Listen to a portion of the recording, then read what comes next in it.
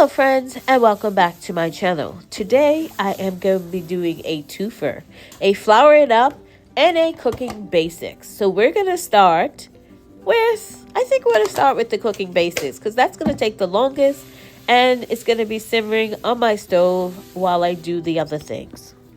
So since it's so cold and dreary and rainy outside, I am making soup. I'm starting with a roux, and that's equal parts my leaf lard and all-purpose flour. I had some liquid from the fridge. I'm using some butternut squash from 2021, yes. Some ham broth, some bone broth. I have some canned chicken, and then I have some canned carrots. And all these veggies came out of the garden that I canned up. And I'm also using the liquid of all my canned items to help with the soup base. And I'm using a little bit of better than bouillon just to enhance the flavor of my roux as well as my soup base. And now I'm just adding in all the liquid. I'm adding in the two broths, all the liquid off my carrots, off my butternut squash, and even my chicken as well. I'm going to get that in, get that all together, and see what the thickness is of it. So that's my butternut squash. I just added the liquid to the soup base. And then I'm just adding all the other liquids before I add in any of the veg, because the veg is already cooked. Basically, you're just warming it through. This is a quick, easy meal that you can do with store-bought vegetables or your home canned veggies. And this is a great sort of recession-proof meal that you can do, inexpensive, especially if you grew and preserve the veggies yourself. We don't have any chickens, but hopefully that will come soon. I decided to add in a can of mixed veg, so I put in the liquid, and that's what you see here. Now, we like our soups to be a little thicker than normal. So what I'm going to thicken mine with today is some potato flakes. Yes, I'm going to just sprinkle in some potato flakes, let it hydrate, see how thick it is, and bring it to the consistency we like. So like I said, we like a little bit thicker soup base than say that you would pour just directly out of the can. So if you don't have any better than bouillon, these seasoning cubes work just as great. Even if you have some of those granules, you can also use that to enhance your soup base.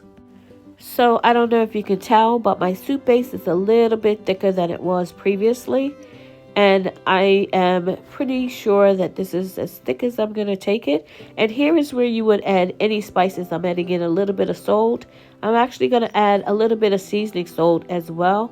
And then I'll add some pepper or whatever other seasonings we like to put into our soup base. And I'm going to let this just boil for a few minutes before I start adding in my veggies. Now the veggies are already cooked, the ones that are in the tins, and they're my home canned ones.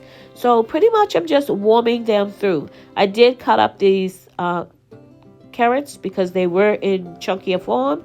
I probably should have cut up my butternut squash, but I just put it in there, and later on I do go back and I cut it up. And then in goes my chicken.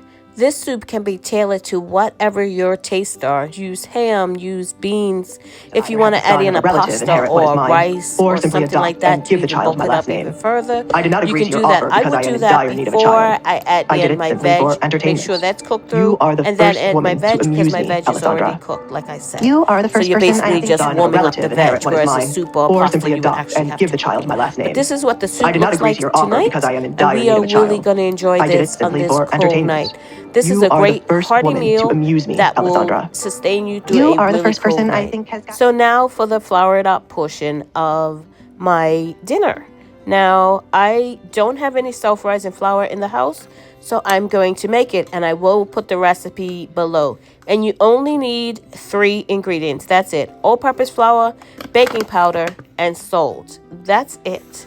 I will put the recipe for the biscuits that I'm also making to go with our homemade soup in the recipe below as well. So I'm just making, I have 2 cups of flour here, so I'm making a double batch. And I'm going to sift it, make sure I get those lumps out of my flour, and make sure everything is thoroughly incorporated together. And I'm actually going to put this in the fridge or the freezer if I can find space to get it really chilled, because to make biscuits you want everything chilled. So this is not going to be in the recipe, but we like our biscuits sort of on the sweeter side. So I pour in a little bit of sugar and get that incorporated as well. You don't have to add it, but I did.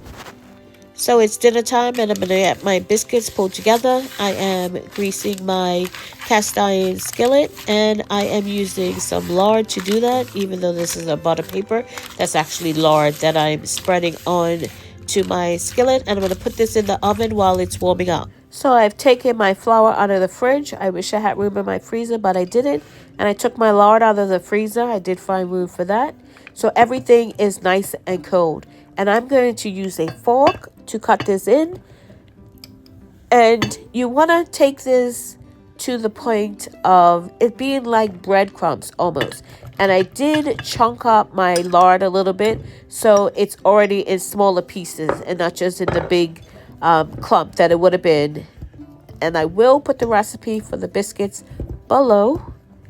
So if you want to try this recipe using lard, now you can use butter if you want. I've used butter in the past and it works out great either way. Either way we like it, but we do like ours a little bit sweeter. If you don't have one of these, this is a pastry cutter. I'm using a fork because I want to show you what it can do if you don't have a pastry cutter. So this is basically what it looks like. Almost look like breadcrumbs. They don't have to all be really tiny, really small, but you want to make sure you cut it into and everything's coated with that flour. So now I'm taking the cold milk out of my fridge and I'm going to add it in. You want to make sure everything stays cold. That's why I'm not using my hand. And I'm putting the first portion. It all depends. I find that it all depends on what kind of flour you use, the temperature of your house. It all depends on how much liquid you use. So I will put a range. I will put the full amount of milk that you could use. You can use milk, regular milk, which is what I'm using today, or you can use buttermilk. And it all depends on, like I said, what kind of flour you're using, the temperature of your house.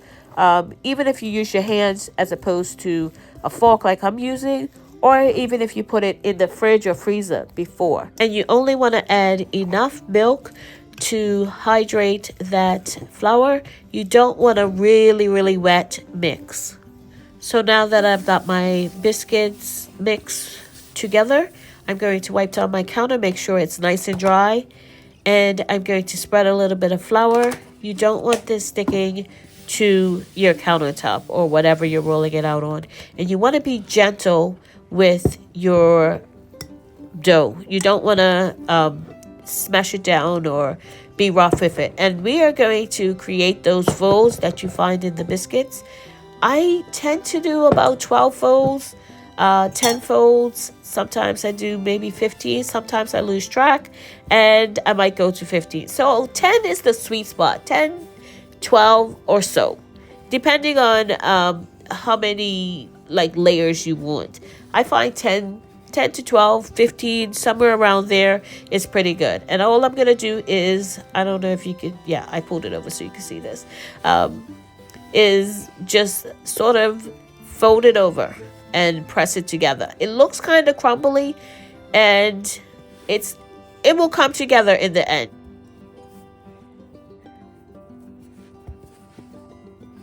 So with your last fold, you want to spread it out a little bit and sort of get a rectangular shape. I'm using a cookie cutter here. It works pretty good. Just make sure you flour it and you will get about 4 to 6 out of this particular batch. Now this recipe, depending on how big you make them, this might be a little bit big, but if you want to make them a little bit smaller, of course you're going to get a little bit more. So you just press them down and come straight out. You don't want to twist because that's going to seal the edges. And you want those edges to expand as you're baking it. That will give you a nice, light, fluffy, layered biscuit once you bake them off. So like I said, this will do about 4 to 6. So here they are. I've got 6, and the last 2 I just shaped it together and made them sort of square shape. They're fine. I did fold it a couple more times.